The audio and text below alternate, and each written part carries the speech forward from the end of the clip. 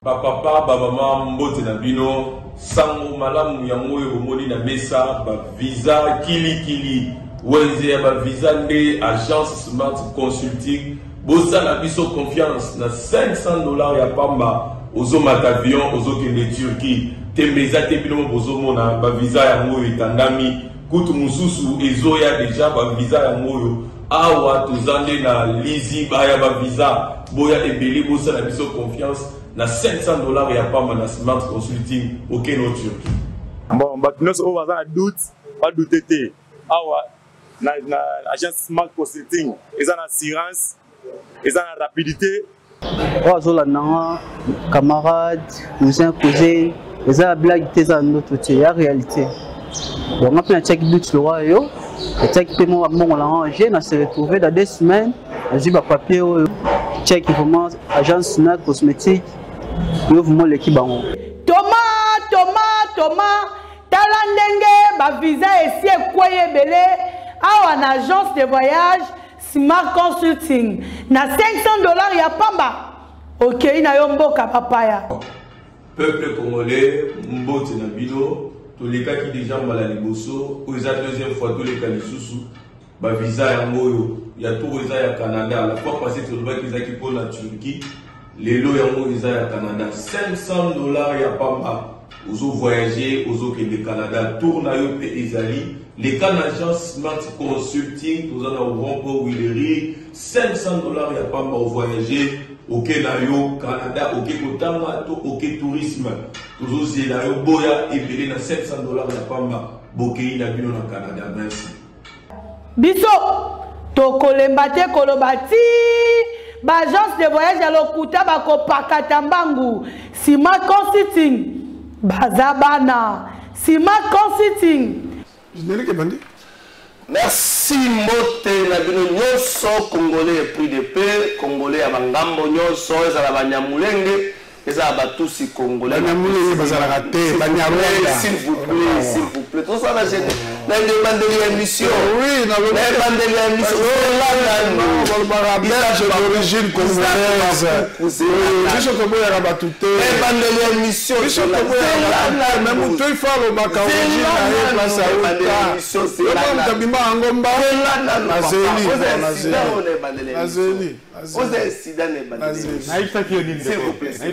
s'il vous plaît.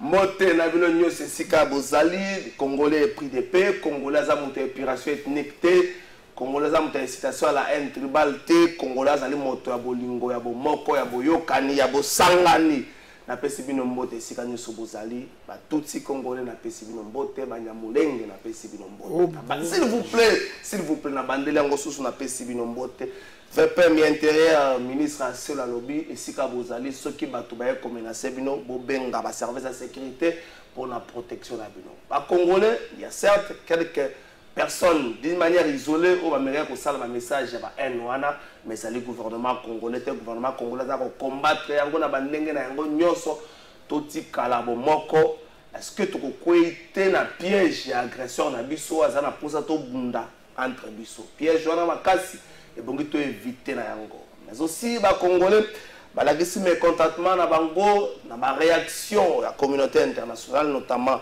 les Nations Unies où ya ici ko dénoncer appel à haine tribale ba congolais ba monango le roi likambo moko azosa la biso je kizengi potangu bana kelasi mibale ya moins de 10 ans ba kupaki Nations Unies encre ezalaki te po machine à kosala ezalaki te po ça communiquer likambo wana c'est ba congolais passé mais néanmoins ba congolais totika la bomoko totika la uni na sima ya mapinga na biso quelle que soit la longueur de la nuit le soleil finit toujours par apparaître tondi maître attend calé to kokoma makasi pe to kozwa qui mène la partie est la République démocratique du Congo. Dans ça nous devons nous conscientiser na bandeli yango lisusu to ban to koma conscient la réalité na biso to éviter un peu barater bakwambia mboka bakonzia mboka bino bato bozoboya mbaka trop souvent bato baprimaka babriyaka na ba dépravation de mœurs. Pasteur Moussoussou, dépravation de mœurs. Il est grand temps pour ça bateau là mon Congo qui n'est plus la sensibilisation, la conscientisation à peuple. Pasteur Moga Finga Kabatou par exemple, on a autant de combo na eta. Finga Kamabala, Finga Kabasa, Ateka Kabasi, Bozuye ne Bozoya Baga partout. Sonu. Tant qu'on a bossé la bonne bozo l'embissa Kaba Congolais Moussous na conscience. Ba autorité donc ils vont servir d'exemple. Ba autorité donc ils vont servir d'exemple.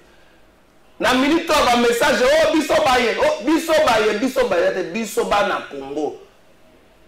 Là on va la passe donc la moi na militaire.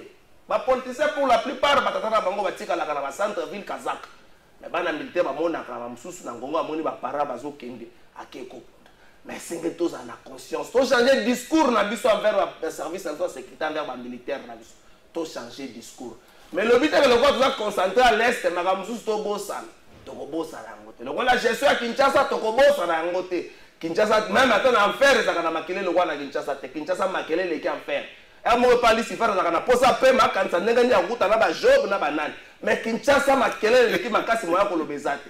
Okomona na kalembele mais na peut-être kalembele mais ba sénatrice moko za na simeka ngami na pédiatrie. Makele le mutalo bate. Soko lo yo ba ko za Kinshasa ba ko menacer. Le rôle de la continue à biso dans la makala problème c'est boto la santé na ko tenir na makala ta 30 mais yo so yi bakangio dès le que vital caméra bela na ya ba trop na osana vital caméra tout ça est normal quelques jours quand na makala beli na ya ba que vital caméra bela la plupart de autorité parce que na moi malade na bango ndenge to zamboye Kinshasa to ko continuer ko bika boité makelele leki makasi na Kinshasa. Avant l'examen, on a invité Makelele, l'équipe Makasi de Kinshasa. On accuse les brassicoles être responsables à Makelele. On a un message, même si on a Bralima responsable à Makelele, Mogobo. Dans le quartier, dans un quartier résidentiel, je cite Maman Mobutu. Les chefs du quartier incapables à commettre Makime na Powana. Incapables. Je ne sais pas si on a coopération dans les chefs du quartier. Incapables à commettre Makime. On me cite la Bralima comme responsable. Le roi Bralima comme petit frère à Jésus, Bissot a encore vivre. À un certain moment, tu vas changer de casquette, tu vas te conduire par rapport à l'entreprise. Ce n'est pas bon. Il y a des Congolais qui travaillent, tu vas bénéficier de la mobilité. Mais tu vas dire que tu vas ça n'est de trop. Ensemble, pour l'instant, je vous interpelle. Ça n'est de trop. Parce que tu vas faire un Kinshasa, c'est un vendre qui est à la gâte. Bota la Kimbuta, bota la Capella. Bota la bandane avenue Lubumbashi. On va vivre comment dans cette ville? On va vivre comment? On est tapé d'avoir des enfants idiots à la langue. On est tapé d'avoir des enfants idiots à la langue. Parce que maintenant, on doit répéter matière, parce que toujours la distraction. Et puis, boye, non, on va agresser biso lobité. Parce qu'on ne prépare pas bien nos enfants. Ba konzi à Kinshasa. Non, non, boye, ba menacer la konzi à Kinshasa. Ils vont me menacer. Ils vont aller même à chercher à interdire le passage de l'émission. Je sais ce que je dis. Mais on ne peut pas continuer à vivre comme ça. George Washington a dit, lorsque la liberté d'expression est éradiquée, on va droit vers l'abattoir, mais silencieux. Est-ce qu'il faut tout continuer de voir? Oyayebi, ayebi. Oyayebi, ayebi, mais Kinshasa, et Amboka Batmoko, ils sont vivre. Au Makelele, même Nyamaki Makamakelele. Vous vous rendez compte que Nyamaki Makamakelele. Mais qui m'a qui Makamakelele? Moutou sa vanda na mboka que siga Makelele zali Nyama vanda kati. Moutou nyoso vanda na mboka que siga Makelele zali Nyama vanda kati.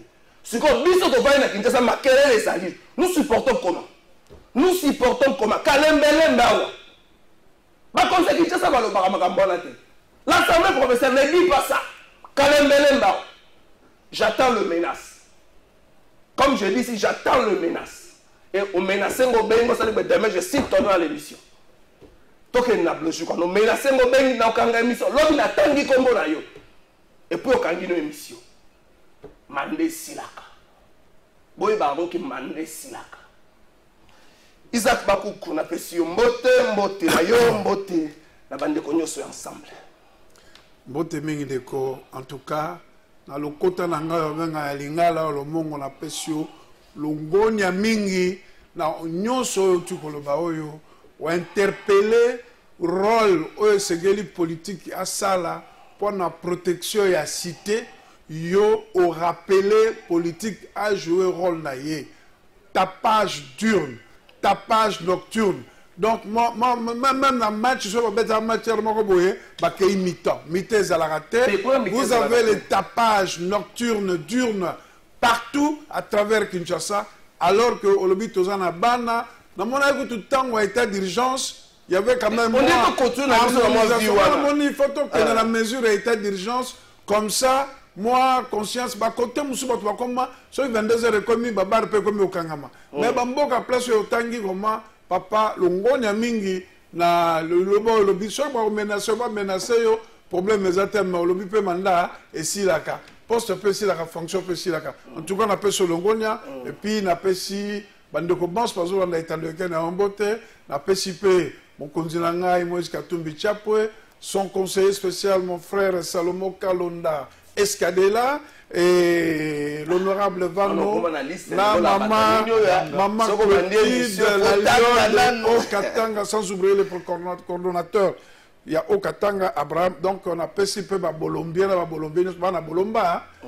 la province de l'Équateur, dans la Kanga, on a participé à Sombote, sans oublier Baningalanga à Liège, donc les lots na casquette, il y a dynamique, développement. Isaac Bakoukou pour le Congo et pour Bolomba. Alors, dans le cas de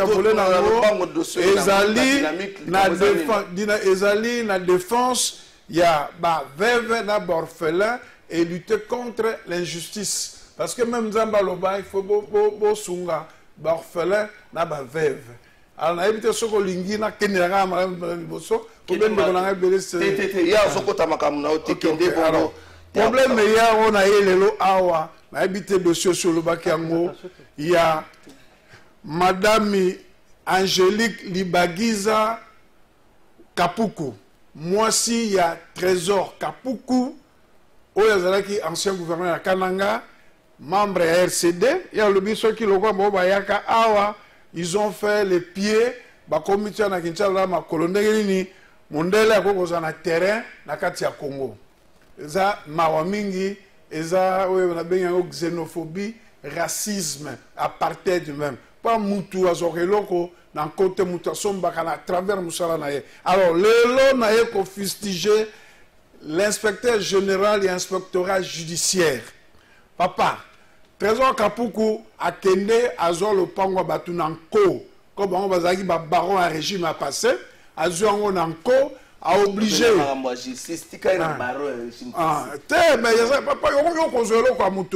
Les droits de propriété, c'est sacré. Il y a le bi à Kende, il y a Outaki, il y a Namakolo, il y a Kadogo. Donc, il y a Ngowana. Alors, Aye Azui, le Pangwa Batunanko.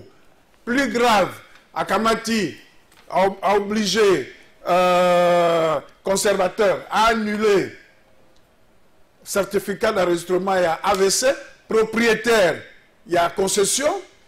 Allez, chef de division à Cadastre à Mongafo l'a annulé. Bakamati, ça il demande des terres. Na place, il y a concession wana, Nazalango Awa, Nani Moutase, Asengi demande des terres. Ah, Oza puis demande des terres. Oh, Yango, demande des terres. Yango wana, Angélique Libagiza Kapuko. Malgré ça, tokei na ba juridiction nyonso o bangala baloma ba umbiye ba condamné na tribunal ya première instance ya Gombe. Na décision de na jugement wana ba participer jugement ya déguerpissement. Et jugement na terme lobi exécutoire et non obstant tout recours. Ça veut dire que même ceux qui recourent aux alliés, jugement a et cause à la suspendité, il fait à la exécuter.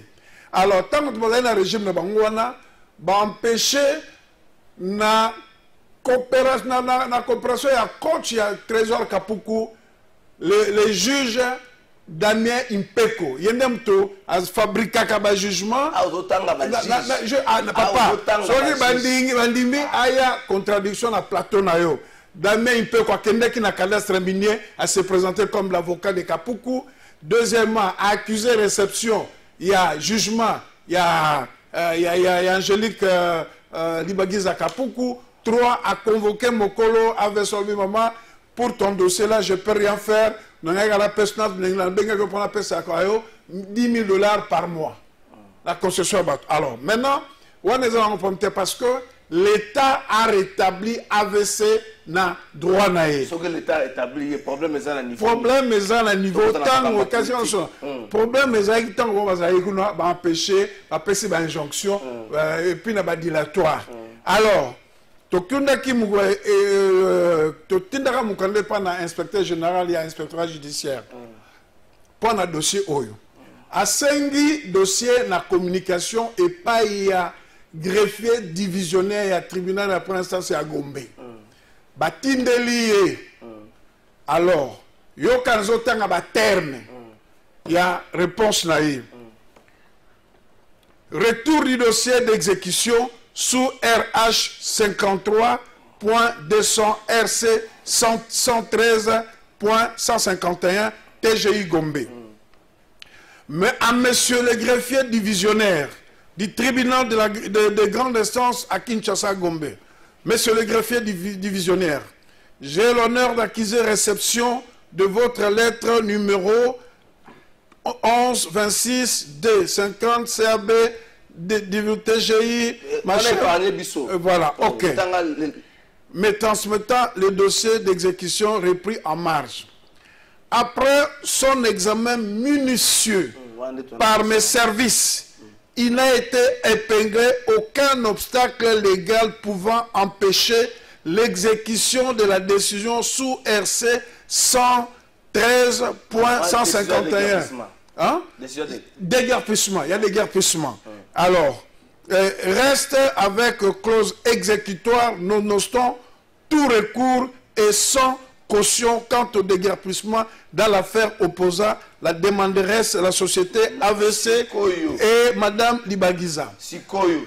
Papa. Sikoyo. Na ba indien. Ba indien yoka yona expliquer. Ah, moto tcheki bango faza monsieur Kapuko parce que qu'est-ce qui s'est passé?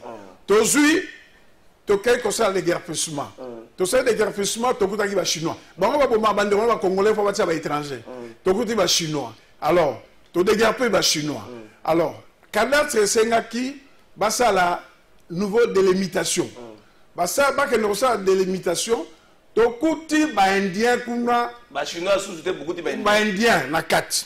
Alors, tout le monde a su quoi IG, inspecteur général et inspectorat à Madame Libagiza par son avocat a commis le mkoname. Je vais dire ça au Kamakamba Sony ou justice Tangango. Monsieur le huissier, par ces lettres sans numéro du 25 avril 2022 et du 28 avril 2022, Maître Mouekassa Sumbu, agissant au droit de Madame Libagiza. Non, Libagiza Kapuko. Angélique m'a saisi pour fustiger le fait qu'à la suite de la lettre référencée par nous adressée au greffier divisionnaire du tribunal de grande instance de Kinshasa, Gombe, je lui ai retourné les dossiers en arguant qu'il n'y avait aucun obstacle à l'exécution de cette décision revêtue d'une clause exécutoire quant au déguerpissement de sa cliente. Ce qui conduit à l'exécution opérée de la sudite décision pendant que toutes les parties étaient en attente de l'issue des affaires pendantes devant les juridictions. Et pourtant, poursuit Maître Yves Mouekassa Sumbu, l'article 281 du Code minier consacre la primauté des titres miniers sur ces foncieux et que même si les certificats d'enregistrement de la société AVC Construction espéraient n'étaient pas annulés, elle ne pouvait pas exploiter l'espace Kerel. Non, pas comme Kerel. L'espace Kerel. D'où l'expulsion d'un détenteur du titre minier par un détenteur d'un certificat d'enregistrement n'est pas envisageable au regard de la loi minière. Conclut-il, cela consiste à un obstacle, ça constitue un obstacle légal à l'exécution. Au moins, je suis pas. Non, pas 2 minutes. Une minute. Première erreur. L'IG a confirmé que le jugement est exécutoire. Donc même lui ne peut pas suspendre ça. Alors, deuxième erreur, la loi dit ceci. Article 281. Occupation du terrain privant le... Non. Et ça, question, il y a indemnisation quand le minier vient à un terrain mokoboye, à Kouti Bazamba, tout ça les consorts. C'est faux. Ce qui est grave, ça veut dire que hier Kapuku, Azan a documenté à mon côté, Azan a certifié d'enregistrement, on l'a dégreffé parce qu'il occupait ça illégalement et l'élan inspecteur judiciaire, il veut suspendre une décision coulée en force de choses jugées en attendant que... Parce que jusque-là, il n'y a pas un élément nouveau, donc le jugement doit être exécuté. Alors, moi j'interpelle... Interpeller 30 secondes. Sur le président de la République, appareil judiciaire Abisso et cause à la malade. La Sengi, le président de la Cour de cassation, procureur général de la Cour de cassation, président du Conseil suprême de la magistrature, parce qu'il y a un juge qui a conseillé le lot dans la Cour d'appel, il y a Matete. Damien Peko qui est là-dedans. Alors, des cas comme ça, il y a des milliers de Congolais qui sont victimes de ça. Il y a le Lingui le lot. Basa la contrôle la régie. Oyo vraiment ezama mutoza nda konaye oyo kozwa allo dans la pouvoir. Non, il faut l'état de droit est régné. Congolais nyoso aza l'établir no papatika violation ya loi. Ozunda comme ninga. Merci beaucoup. Le ministre de la Défense nationale et ancien combattant est revenu essentiellement sur les opérations militaires en cours menées par les forces armées de la République démocratique du Congo sur différents fronts, notamment contre les terroristes du M23 portés par le Rwanda et contre les ADF MTM. Il a mis en exergue et en évidence les faits ci-après: la violation de nos frontières par l'armée rwandaise dans le Nord Kivu, l'activisme des terroristes ADF MTM dans les territoires de Beni et d'Irumu, la persistance des attaques intercommunautaires dans la province de l'Ituri, l'attaque de position de forces armées de la République démocratique du Congo sur l'axe Bunagana par les terroristes du M23 qui ont coupé la liaison Rutshuru-Bunagana. Les lancements, il y a quelques jours, des obus depuis Ruengiri au Rwanda, des obus qui ont explosé dans une école dans la localité de Biruma, tuant dans la foulée 2 enfants de 6 ou 7 ans et constituant des... Merci Francis Béa. Isaac Bakouk, Anamongo. Relique à l'Omumba, c'est le gouvernement congolais, le Premier ministre Azana, à Bruxelles, a mis délégation du gouvernement congolais. Cérémonie ko salama mokola lelo pe na Kinshasa na République démocratique du Congo dans son ensemble bazo bongisa ndenge nini ko ya mbayango Félix Tshisekedi président de la République démocratique du Congo depuis lobby na pourquoi na Kenya sur invitation ya Uhuru Kenyatta président kenyan oyo abengisi bakambi ya ba état CAC na cadre ali solo moko point moko za l'ordre ya invitation les élèves à likambo insécurité à l'est de la République démocratique du Congo côté kuna président ko kutana ba Rwandais na ba Ougandais na kati ali solango. Le gouvernement congolais a mettre en garde na bandeko nyonso bazo l'incitation à la haine tribale et épuration ethnique aza ko senga na ba service qui baza la motiver pour na ko sanctionner sévèrement batu oyo baza ko sala appel wana ezali bongo ministre vice-premier ministre ministre intérieur nda lobaki makambo yango. Est-ce que le gouvernement congolais a ko subir pression de la part de la communauté internationale pour retrouver solution moko négocier dans les Cambotali est de la République démocratique du Congo to remeka penza ko vendre la yango na émission na biso ya mokola lo ba congolais belé ba monite appel topé message à Nations Unies contre cet appel il y a cet appel et épuration ethnique ezali ko la kisa na polele que la communauté internationale azala jamais contre azala jamais pour na ba congolais. Est-ce que bon to comprendre ngonde ngwana to biso netoye ba ko négocier malamu isika na biso na échiquier international wana penza ezali maye to ko vandela na émission na biso ya mokola lelo des invités na plateau na biso bongaki bazala misatu moko na invité nini comme lié Manex Yenda mais au moins des invités bazali ndeko Sele Kanankila na pesi mbote porte-parole il y a CNC, parti cher, il y a Pius Mabilo Mbaye la question Mbote ndeko Trésor Kalafay, Mbote na balandinyon sur un plateau de vérité. Congrès national congolais, parti Nabiso, parti Nabino, dans le baka parti Nabino parce que bitumba mon amboka Pius Mabilo azako bundana ba oignon sobaza na simanaye eza pour que Congo est bonga. Et donc topé Siombot pour na honneur, peu invitation au sali na parti Nabiso, topé Simbot na ba cambignon sur Congo Web Télévision, na banzi toko lexa bangonga malam pour na intérêt ya mboka. Merci. Jean-Pierre Belessi, Boko, il y a Batu Abouania Pimael, il y a PPRD, famille politique, Joseph Kabila Kabange, PPRD parti opposition, Jean-Pierre Belessi, n'a pas su Donc, Kalafay, n'a pas su merci, na invitation na yo, na kolinga na occasion, en tout cas, n'a pas ça, mbote na ba téléspectateurs nyoso, il y a cette grande émission. Mais aussi copier ça, débattre sur cette plateau. Je crois que nous allons faire un débat républicain. Tout le monde a calapé, exactement. Na évoqué une petite observation.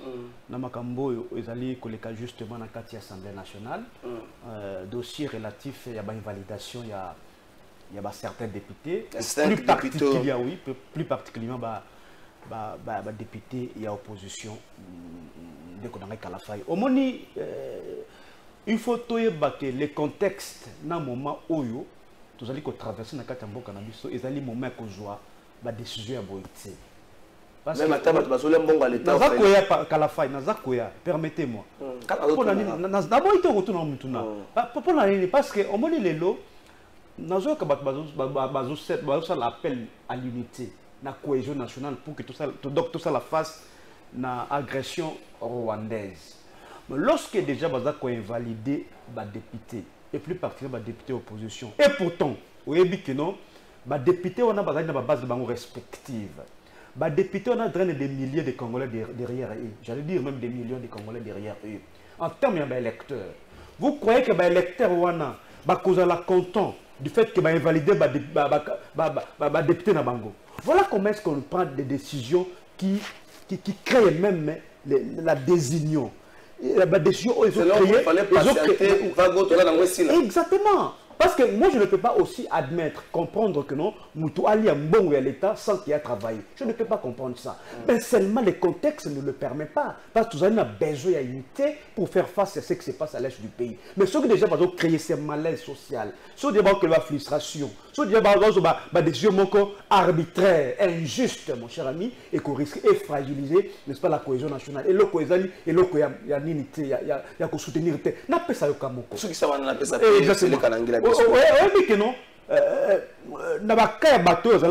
Il y a plus ou moins 300 députés. Je dis 300 députés qui concernent la absence. 300 députés. Et majorité, beaucoup plus de députés, il y a majorité, il y a les lois union sacrées. Mais comment expliquer autant de députés qui concernent la Nignoana, quand il y a des députés, il y a opposition, quand il y a des députés FCC, quand il y a des députés, il y a un député à la Mouka. C'est extrêmement grave, mon cher ami. Donc ici, il est demandé à la loi que tant que vous avez une décision, va tenir aussi compte du contexte. Parce que vous avez créé un malaise. Je vois quand maman Marie-Ange Mouchebe quoi. Elle a présenté ma pièce justificative. Là, c'est ça, pardon. Ma pièce justificative, il y a l'absence parce qu'elle est malade. Et l'autorisation sur les causes, elle a qui bureau pour aller couper ça à la faille pour qu'elle puisse se faire soigner. Et pourtant, aussi, dans la commission, on va aller traiter le dossier. Comment Madame Mouchoube vous allez tout mais tant que ma députée FCC Balongwe, il faut créer une autre liste, il faut comme Madame Mouchoube comme cher ami. Vous voyez que nous allons créer l'injustice et puis nous allons créer un malaise social. C'est à déplorer, mon cher ami Kalafay. Merci, c'est le cas. Parti CNC, nous avons une série de formations. Nous avons milité dans le Tchango, nous avons formé des joueurs bilingues Bassinano, dans les Cambotali, Bokolongo et Nzoto. Effectivement. Ndeko, merci beaucoup. Merci beaucoup, Ndeko Trésor. Na sepeli, Nandimi Penda, Koza, journaliste à solo, Poza Kolandela. Moussala Toza Kosala na Congrès national congolais, na Simamon Namboka Pius Mabilo Mbaye Mukala. Avant de répondre à la question, il faut interroger les téléspectateurs na biso. Toza na moment nini. Toza na 2022. 2022 est une année préélectorale. So ok na ba fief na ba quartier généraux ya ba parti politique nous sont de élection pouvoir to sala boye biso to zonga oyoka kikutu ndeko moko pendant que mboka na biso eza agressé na est ndeko Fayulu ye azo sala ba discours kaka ya vérité des urnes babiloko moko boye eza signal que batu balingi mboka ote. Alors biso na CNC bateyaka biso kolinga mboka. Kolinga mboka soko tangi projet de société na biso toza na volet mobimbo o eza consacré na jeunesse. Alors formation au lobby eza ya solo parce que na kati ya CNC toza na ba structure traditionnelle. Ba fédération, ba secrétariat nationaux, ba secrétariat généraux, adjoint, ba présidence, même les structures traditionnelles à partie. Mais dans la structure traditionnelle à partie, on a tous appelé la structure spécialisée à partie. Les structures, oyo, banamboka bako sangana, baza bango sur membre à CNC. Mais baza na dénominateur commun, ils ont expertise baza na yango. Bako za la ba journaliste, bako za la ba médecin, bako za la ba architecte, yango toza lelo na ba dynamique et belé, les ba structure spécialisée na kati ya CNC. Formation au lobby, ils formation au Isara qui initié na autorité morale na biso mwana mboka piso mabino ba mukala mais ce ko to pesi yango na ba expert na biso na makambo o etali santé donc ba médecin dynamique ya ba médecin ya CNC to organisaki na le but to organisaki parce que ngamo na représentant qui autorité déjà des ala qui lancement oui tout ça continuer et donc santé thème na souci na biso ezaki to ça la promotion il y a santé sexuelle na éducation parce que moni éducation sexuelle to santé sexuelle ezana des sujets moko eza tabou na kati na mboka na biso alors que eza très important surtout pour na ba jeunes ceux qui la conséquence eza vraiment trop visible et donc ceux qui ba jeunes baza bien encadré baza informé baza formé yango komona ba dégâts ils a ebelé mais biso sur le que Congo ya lobby ils a ba jeune yango puis sur le lobby ils a n'importe quel jeune tende à cause là na Congo ya lobby il faut ils là ba jeune ou baza formé yango to lança qui campagne de sensibilisation na Tchangu to zala qui da ba élèves ebélé parce que âge na bango 17-18 ans donc généralement ba pré-finaliste na ba finaliste donc ba yaki ebélé to sala qui maman na sensibilisation na thème lobby puberté paix santé sexuelle na promotion adolescence et donc to lancer ngo na Tchangu mais ceci na biso za que to tambola nango Kinshasa mobimba après ba prochain rendez-vous là pour quand prochain rendez-vous est dans 2 semaines wana to kokende lukunga donc na koleka susu pour na pesa ba détail et donc na CNC to za ko sala politique pour na politique mais to za ko sala politique pour na intérêt général et donc intérêt général et zoko lekana éducation tango bande konanga ya PPRD na ya la muka bazo beta masolo élection biso to ça ko éduquer bana to ça ko encadrer bana ma élection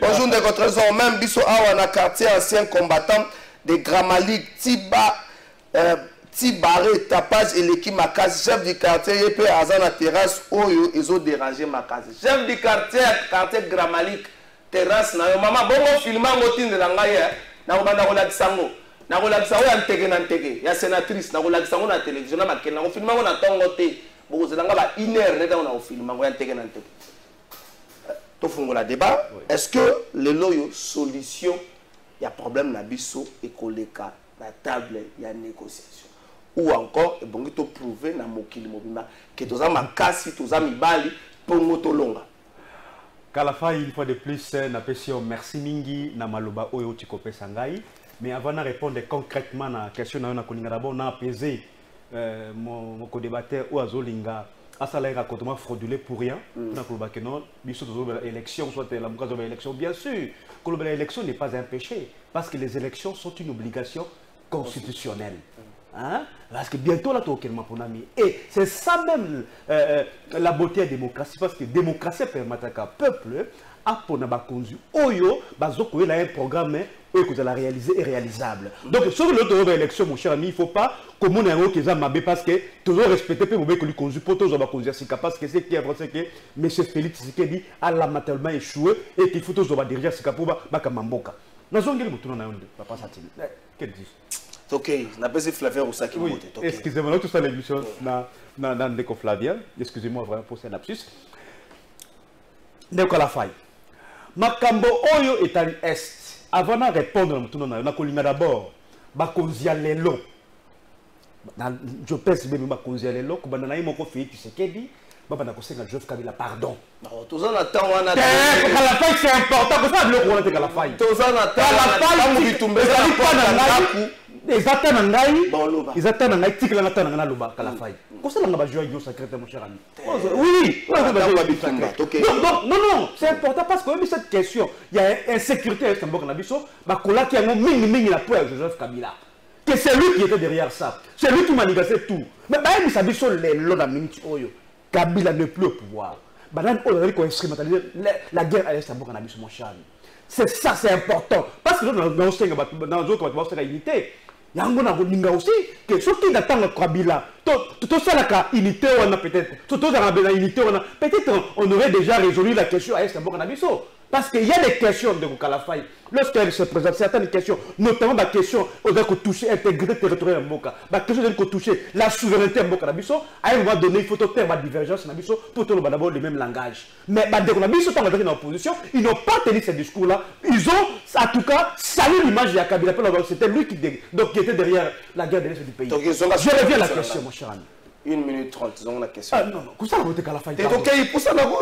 Je suis en train d'avancer. Oui, ton sali, yo, loba. Oui, d'abord, été. Aux autres persévérants pour rien de Kalafai. Donc, nous avons aujourd'hui, dans de Kalafai, une sérieuse difficulté. Un sérieux problème. Il y a que, sauf que même les lots, la version des faits, il y a beaucoup d'habitudes, ils allaient très mal comprises. Dans l'opinion internationale de Kalafai, ils allaient pour nous décoffrer, tu sais qu'elle dit. Mais je vous dis, Kalafai, parce qu'avec toutes les preuves que nous avons agression à Rwanda, pourquoi est-ce que même MONUSCO a reconnu que nos morts sont agressés?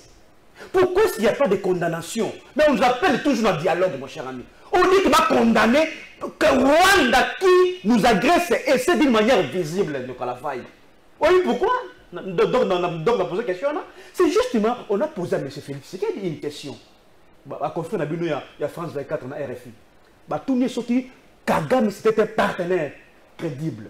Il a dit oui qu'il est crédible, sérieux et indispensable. L'homme est appelé au changement. Je ne refuse pas, mais il faut quand même te rappeler les faits pour que notre combat, il y a dans l'avenir.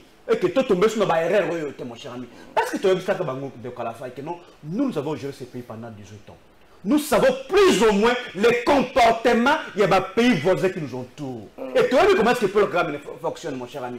Donc, les lots, mon cher ami, de Félix Tshisekedi avait béatifié Paul Kagame. Félix Tshisekedi a lavé Paul Kagame. Félix Tshisekedi a sanctifié Paul Kagame. Et pourtant, de Kalafai, vous allez jouer, c'est beaucoup bien averti. Vous avez vu que nous avons vu dans ces pays un rapport. Notamment par rapport aux Nations Unies. Comment est-ce que la question de déstabilisation, pardon, ils allaient soutenir par les pays voisins. Et plus particulièrement de Kalafai, le Rwanda. Comment on peut faire une confiance aveugle, n'est-ce pas? Donc, Paul Kagame, qui est du reste un sanguinaire, parce qu'il est un secret de polichinelle que Paul Kagame a le sang des Congolais entre ses mains. Mais nous, nous comprenons que ça parle. Donc je pense que je vais revenir. Tu vas revenir.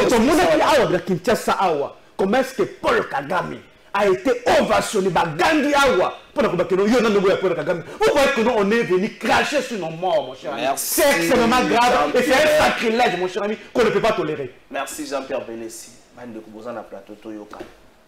Tokende na piste. Il y a solution. Nous allons y arriver. Ce que tu as fait, cause de solution, mon cher ami. Plus, on a piste de solution. Il faut tout poser ma base d'abord. Pourquoi? Parce qu'il y a une invitation à Uhuru Kenyatta, au Benga, la 9 chefs d'État, il y a CAC, la table, pour la solo, un seul point, la question de l'Est à la République du Congo. Est-ce que vous pensez que la paix dans la partie Est à Mboka va revenir par des négociations? Oyebi, ils ont plateau de vérité. So tali awanga na tie écharpe ya CNC. Ils ont responsabilité parce que ma camion sans koloba awa bat o bayebi projet de société ya CNC na bitumba mon conseil CNC abondaka ba kolta la soki eza conforme ou pas. Na oki na introduction ya ndekonanga ya PPRD azako fustiger le fait que ba ponami mususu baza invalidé parce que baya ka plénière té. Alingaki a individualisé débat na kolande na nini wana tieme na koyebi c'est que il faut tout changer le lenge ya kosala makambo na mboka oyo. oyebi bitumba Tshisekedi aza kobunda pona ba enseignant balongwe na 90 000 oyo babanda kofuta bango bakomi na 450 000 mais biso tolobaka tango yozo loba na lobaka te biso tolobaka 450 000 oyo aza kopesa na ba enseignant lelo alongoli bango na 90 000 wana pona biso pona Congo mboka monene neti Congo eza suffisante mais to encouragerait parce que eza déjà pas oyo esalemanante oza ko comprendre au moins à coutu ba agent na ba fonctionnaire de l'état na mbongo babanda ko futa bango lelo atie bango augmentation à 30%.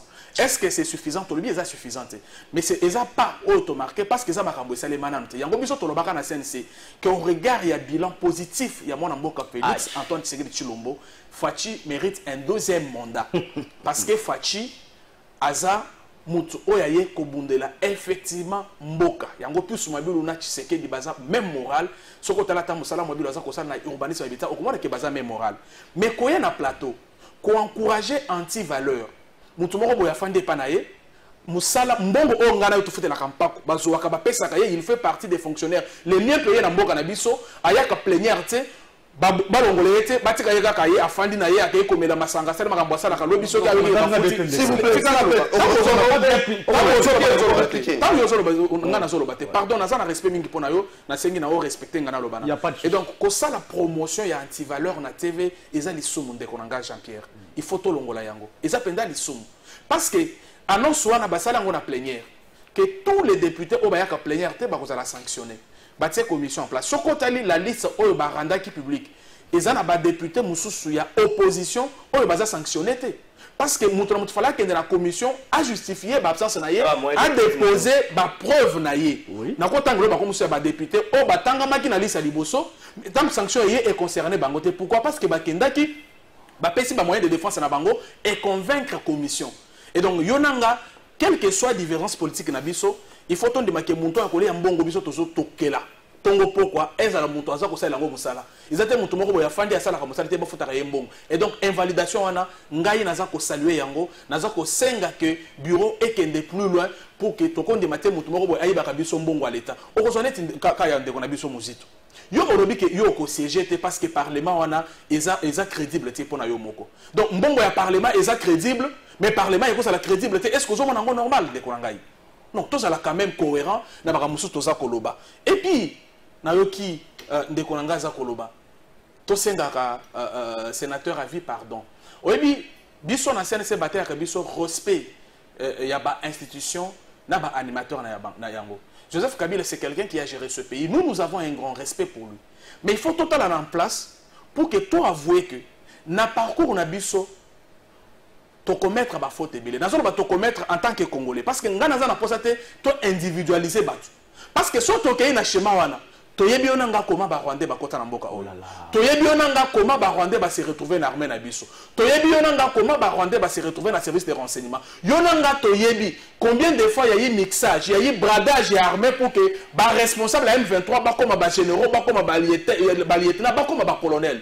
c'est des erreurs il y a parcours mais est-ce qu'il faut toi assumer en tant que nation oui on est banda ko funda na que yo salaki boy mais le grands hommes sont ceux qui ont un grand respect pour le passé. Notre passé renseigne que Namboka Oyo, tant que Mouza alobi ba Rwandais bakende, et ça na ba ministre des affaires étrangères ba démissionner bakende. Mouza tona bango yo zozonga les choses alors que yo ngane beko za congolais. C'est des faits, c'est l'histoire. Et donc les lots bitumba toza na yango, ce qu'il faut te rétablir responsabilité, et ça responsabilité à ba régime oyeleka. Pour des nations ba bongo. Tu sais que di pona mbala liboso à quelle négociation Nairobi a bandé de l'autre, les négociations bandaki. C'est vrai qu'il y a que en tant que Moutoumati va déléguer naïe. À poser qu'à condition. Naza ko yato négocier, mais pour caution il y a kolobake mixage. Beaucoup dans l'armée. Mais ça c'est les erreurs bino bokometa. Les erreurs bino bokometa. Ce qu'on a tabato M23 ba telemi bongo, bazo ko réclamer application encore. Qui a signé les accords avec la M23 en 2013? C'est pas Tshisekedi. C'est pas Tshisekedi. Sous Tshisekedi, on a signé les accords commerciaux. Échanges commerciaux entre le Rwanda et la RDC. Et ce sont les accords qui ont été... Aucun accord militaire, mon cher frère. Il faut que ça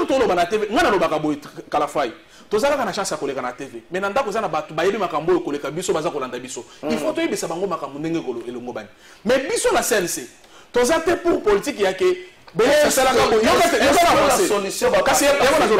Biso Tous les pour la politique, il y a que Belé, c'est ça la caboye, Kalafa, c'est la caboye. Biso tozo luka solution. Solution est anime. Solution est diplomatique. Solution est militaire de Kalafa. Parce que, et là, que les Kana entre Rwanda, la RDC, ils appellent pratiquement et là que les Kana entre France et Allemagne. Il y a un moment où il y a une politique, il y a qu'à faire comprendre à Paul Kagame que on est les qui essaient les cani. Mais est-ce que comme France et Allemagne, tu auras était vers des échanges sur de nouvelles bases. Est-ce qu'on ne peut pas repartir sur de nouvelles bases? Mais si en face, le type n'est pas de bonne foi, nous on fait quoi? On s'assume.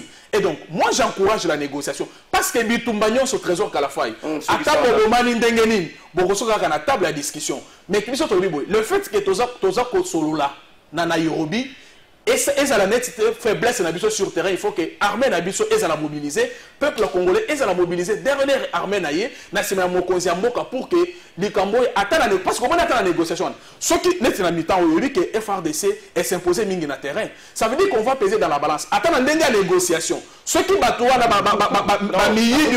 M23. Bamii ni ya Paul Kagame. Bamoni que sur terrain bazako kokate, attends ndenge ya dialogue wana bakozala na point de faiblesse. Donc na ninga sur sabo. Tu sais que dit pardon na sur sawana. Tu sais que dit na histoire ya mboka à cause la premier président oya koboya que bato ba boma bandeko na est bakota na armée ba partager na pouvoir et ça c'est des erreurs que vous pas vous que nous en tant que nation te commettre par le passé, il faut toi assumer, toi avancer. Merci. Je vais retourner au toqué sur 2 minutes, 2 minutes. 2 minutes, 2 minutes. Donc, il y a des bons pour le papier. Est-ce que la communauté internationale est franche avec nous en termes de rapport? Oui. Parce que, l'élève, ma Koufi, communauté internationale, c'est le silencieuse. Appel sans. En fait, c'est vrai, il y a eu des ratés. On parle de chez moi à Kindu et Sika. De Komoko, il faut vraiment éviter est-ce que cette communauté est complice d'agresseur ou encore c'est la diplomatie congolaise qui n'est pas à la hauteur mais qui donne l'impression d'être agissante? 2 minutes, 2 minutes, on appelle ça. De Kalafay, je vous dis une fois merci dans la parole. Je crois que mon ami me pousse dans l'histoire, vraiment, il y a un mot cannabis. En ce qui concerne, oui, on sait concerne l'arrivée baronnière dans le cannabis. Il ne sait même pas que depuis l'époque coloniale, les Rwandais étaient déjà dans notre pays. Il y a Katanga, il y a des cités où les Rwandais vivent dans Katanga. Je vous donne l'information. Mais aussi, mon cher ami, est-ce que vous vous souvenez de M. Bissengimana? Bissengimana, il était qui? Il était le directeur des cabinets à Mobutu. Et d'ailleurs, c'est ce monsieur-là qui a donné la nationalité collective, n'est-ce pas? C'est Bissengimana, monsieur. Donc, voilà, non, parce que Félix, c'est que c'est-à-dire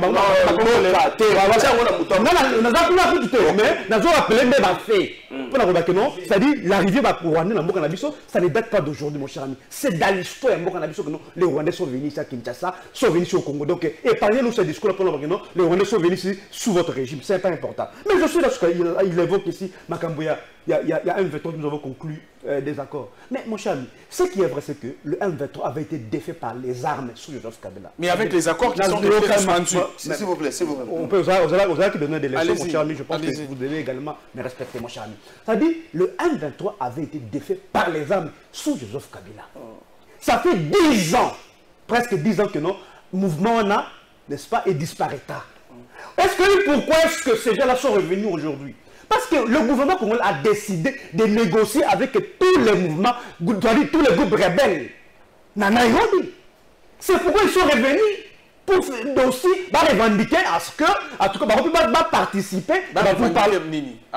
S'il vous plaît, permettez-moi. S'il vous plaît, on a 2 minutes. D'abord, l'option qui avait été levée, c'est-à-dire qu'on négocie avec tous les groupes armés qui opèrent à l'est du pays.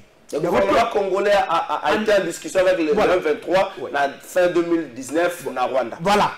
Donc, ce n'est pas une affaire Kolbaki, non. Non, ils ont signé un accord. Comme les alliés à Kolbani et non. Ce qui est vrai, c'est que nous devons beaucoup plus travailler dans le sens qui permettre à ce que cet accord-ci, il y a un accord peut-être que non, et de l'appliquer. S'il y a s'il y a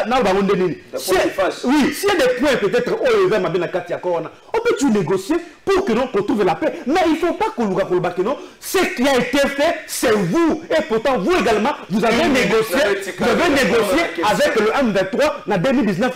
Donc, on a rappelé, mon cher ami. Une minute, je vais répondre à la question. Mais mon cher ami, est-ce que la communauté internationale est complice? Mais aujourd'hui, il y a la diplomatie. Parce que la diplomatie, c'est la politique en Boka dans le Banda. C'est ça la diplomatie. C'est-à-dire qu'il faut que le bon version des faits et que nous la comprise dans l'opinion internationale. C'est ça la diplomatie, mon cher ami. Mais ce qui est le Rwanda, à chaque fois, beaucoup plus entendu, n'est-ce pas, que par rapport à Nabiso. On tu peux évoquer le comment mon cher ami. Récemment, ici, les zombies et où tu es en Rwanda. Et dans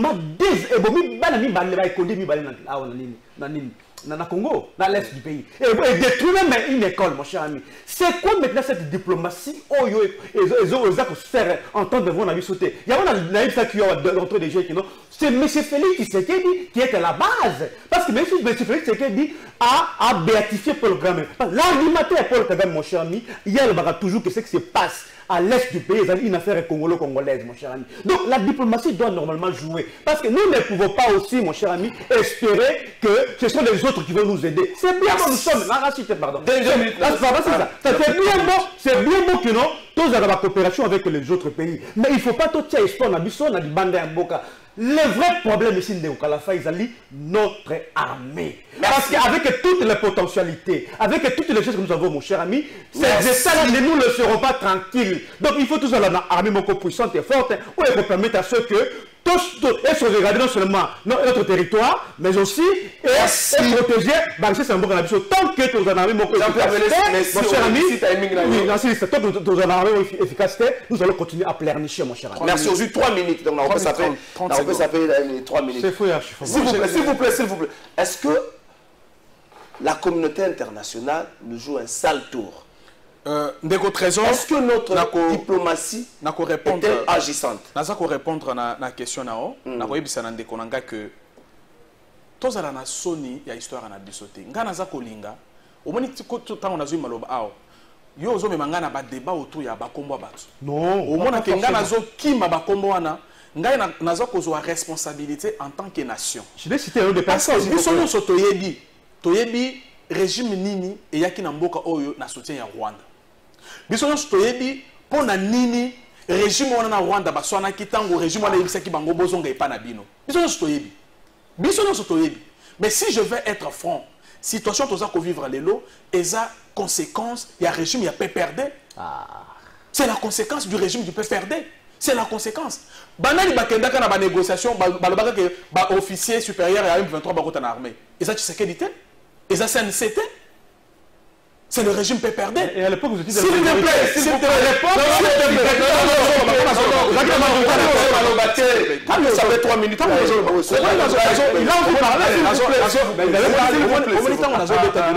pas du tout. Pas du tout. Problème est bandit dans des lignes. Pour que le régime Nabino et na Kinshasa et signé un accord na Rwanda. Tant que vous na Kinshasa, vous linga ki bobaluke la bango.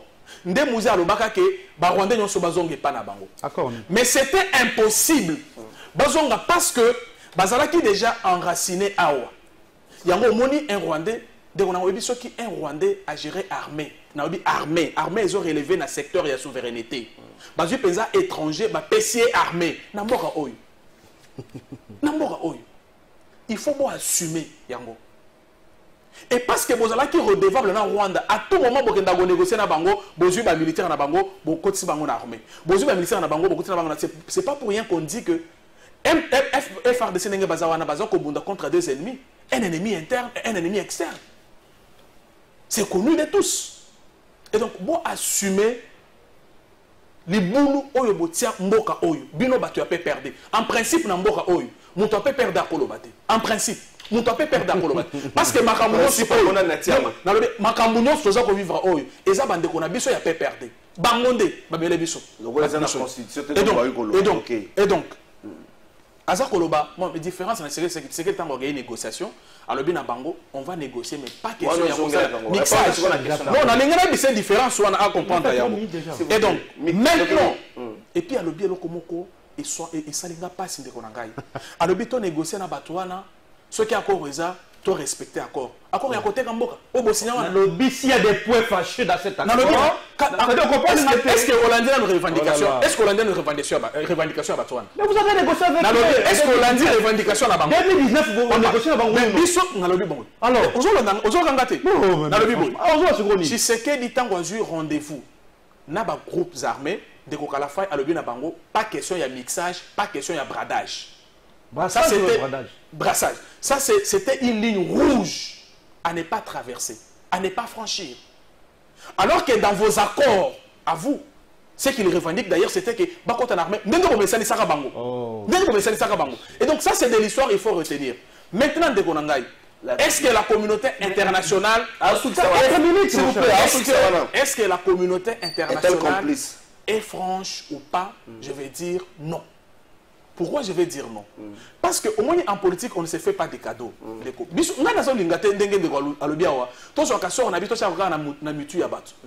MONUSCO, ça fait combien d'années? Yebisanga et Lokonini, action nini, action nini, retenir que MONUSCO est maintenant à un tel et son gabi stoko à un point tel. On dit que la communauté internationale en politique, il n'y a que les intérêts qui priment. Il n'y a pas d'amitié en politique. Ceux qui bitumbawana ya est, ils ont profité de la communauté internationale, on ne peut pas leur en vouloir. Ils ont des busso, tous se liguer, tous à la unie, pour que l'armée na biso, na CPL, ils sont côté de l'armée budget na biso, c'est 600 millions de dollars. Il y a 2 ans, ils ont qui été. Mais est-ce que ça suffisant dans le but? C'est suffisant. Il faut que continuer par effort. Merci, Jean-Pierre. Oui, très une minute. Une minute, tous. Oui, d'abord, on répondre de Koulanga lorsqu'il a évoqué ma accord que non, nous avons eu un accord avec le Rwanda. Nous avons eu un accord à Sangaï. Mais tant que oui, à Sangaï. Tant que nous avons arrivé à Rwanda, Rwanda a beaucoup aussi basé une coalition bien AFDEL. Oui, bien. Ils ont une mission bien précise de Kokalafai. Il y a Koulonga. Mais AFDEL, permettez-moi, mon cher ami. Il y a Kolonga dictature, c'était ça. Et tant que tu commis la Mboka, Laurent Désiré Kabila a serré Babazonga. Parce que la mission était déjà accomplie et il y a un moment où il a utilisé la phrase « Nous jamais trahi le Congo ». C'est parce que ce qui est vrai, c'est que Bato Bayaki, il a idée derrière la tête et que lorsqu'il a compris ça, à derrière la bango, il y a une histoire, mon cher ami. Maintenant, nous avons une infiltration armée, mon cher ami. C'est bien bon. Il faut d'abord reconnaître que non, cette armée ici a été organisée, restructurée et formée par Joseph Kabila. Il faut reconnaître ça. Parce que ce qui est vrai d'ailleurs, le président n'individualisons pas. Non, j'ai vu chose. Parce que non, c'est important pourquoi? Parce que non, s'il y a l'infiltration dans l'armée, c'est Kabila. C'est lui qui dit ça. Mais aussi, mon cher ami, si c'est déjà presque 4 ans de gestion, mon cher ami. 4 ans de gestion, s'il vous plaît. Vous allez continuer à coopérer. Pourquoi? S'il y a l'infiltration de l'armée, mais bon, on l'a vu, il y a des Rwandais déjà, bon, on l'a bango, mon cher ami, il y a qu'on l'est à tout moment, mon cher ami. Ça dit dans une république, hein, les réformes sont donc permanentes, mon cher ami. S'il y a un problème au sein de cette armée, d'ailleurs, j'ai toujours fustigé le comportement du président de la République. Il y a le président de la République, à chaque fois, ils ont dénoncé, c'est que c'est pas au sein de l'armée. C'est lui le commandant suprême. Ça dit, s'il y a un problème au sein de l'armée, il faut que non, il faut qu'ils la fournir justement, il y a qu'on mette sur ton os. Donc, cette armée monte en puissance. L'armée congolaise, sous Kabila était classé 8e, mon cher en Afrique. Les lots, nous sommes à la 11e place, mon cher ami. Est-ce que l'armée a régressé ou c'est l'armée a progressé, mon cher ami? C'est ça le bon question. Merci. Parce que a assumé l'histoire wana. Il y a mon point dit que pouvoir na bango yakina ba Rwandais pour une mission bien précise et que mais c'est pas secret, s'il vous plaît. Pouvoir na bango yakina ba Rwandais et tiens bango na ministère affaires étrangères. Bango na armée, mais tant que vous constatez que les Rwandais ont une idée de s'il vous plaît, la dictature, merci. Il ne faut pas qu'il y ait s'il vous plaît, ok, je te sécurise. Merci Ndeko. C'est le roi Yves qui sont malades. Merci beaucoup Ndeko. Ndeko Nanga a assumé l'histoire. Et Bakongoma Nyos Baza Kolanda Biso. Que ceux qui les lotos a infiltré l'armée, c'est parce que pouvoir en Abango et Yakina ba Rwandais. Depuis tout ce temps. Bamuso son ministère affaires étrangères, Bamuso son armée, ba profiter pe batie ba base na bango na ba institution, stika na lobate. Belé Sitika assiste ça, non sécuriser c'est bon. S'il vous plaît, Belé Sitika. Il n'a pas sa raison d'être. S'il vous plaît, s'il vous plaît, quand tu revenais en arrière pour rappeler l'histoire, il t'a pas gêné. Tika est ok. Bakongomani, naza ko rappeler bino ke ndeko na biso a pe perdre à lobi boye. bayaki na Rwandais awa pour une mission moko bien précise. Mais na sima Rwandais au batiaka na armée, au batiaka na la police, au batiaka na ministère affaires étrangères, bayaki komona ke makanisa mabe ezalaki. Yango ba décider ki balongola ba armée wana. Mais azako avancer à l'obi que boza na pouvoir ça fait 4 ans. Ce qui beaucoup de armée na kati armée pour ne boza kolongola bangote. Nazako rappeler épée que Bino Bossali 24 ans au pouvoir. Si on a eu 4 ans à Mouzé, on a 18 ans à Joseph, ça fait s'il te plaît. S'il te plaît. Mais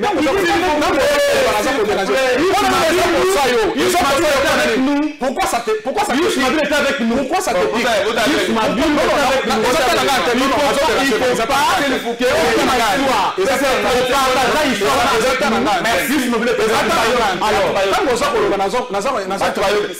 pique? Pourquoi ça te pique? Histoire. Tu étais avec nous il n'y a pas longtemps. Donc, na 24 ans, nous sommes là. Oyo botie ba base ya ba Rwandais na bastion ya Mboka. Bino bolingaki da 4 ans tseke da longola bonso. Mais est-ce que abanda ko longola oui? Obi ka signaki ordonnance oyo longola ba tosuso na armée. 4 officiers militaires. Ça veut dire que ba Congolais nyonso baza ko landa biso. Bayeba que le seul président dans l'histoire Mboka oyo alingi Congo eza Tshisekedi. Merci. OK la réplique azofunda donc bozela.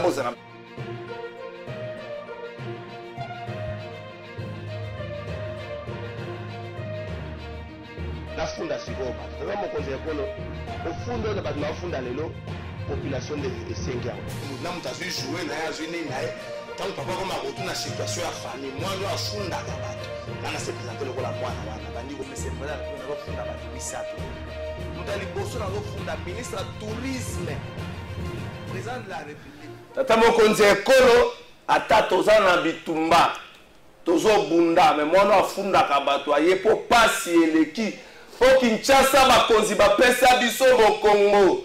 Tata mokonzi ekolo mwana Kinshasa kozala mayele ndenge nini. Mwana kelasi ya Kinshasa ta répétition ya matière randa kozala kate pour Kinshasa ta page eleki ta page d'urne nocturne nuisance sonore eleki. Kinshasa makelele eleki tata mokonzi ekolo. Babar na babnde babar.